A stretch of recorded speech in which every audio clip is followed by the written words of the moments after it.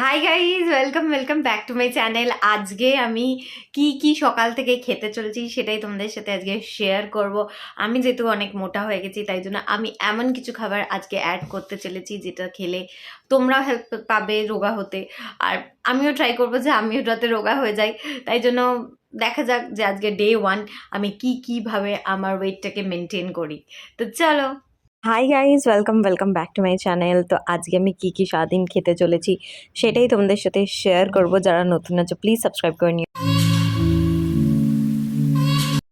তো যতক্ষণ গরম জল হচ্ছে, চলো আমি আমার ব্রেকফাস্টটা বানিয়ে নিচ্ছি যে কি আমি বানাতে চলেছি। আমি এখানে ডালিয়া বানাতে চলেছি আর দুটো বয়েলড এগ আমি বানাতে চলেছি, ঠিক আছে, যাতে আমার সকালটা বেশ ভালোভাবে প্রোটিনও পায়, আর তার সাথে খুব একটা বেশি আমি যেন কোনো রকমভাবে মানে মোটা হওয়ার কোনো কিছু না খেতে পারি, ঠিক আছে।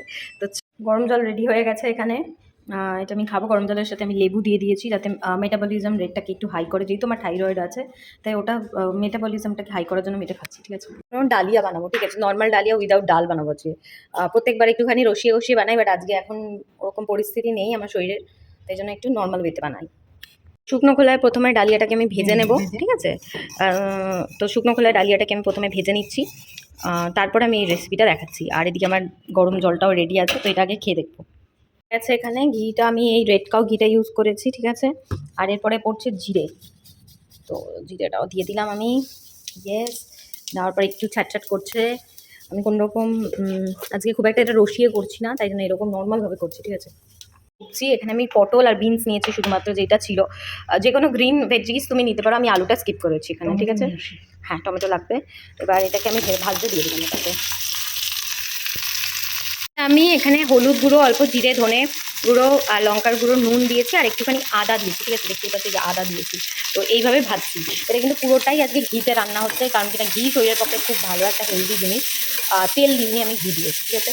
ঘি ডাইজেশনেও অনেকটা হেল্প করে, তাই জন্য।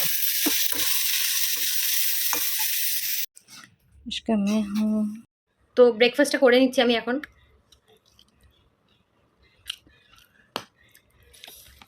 ভালোই লাগছে, চিনি ছাড়া বানিয়েছি প্রথমবার।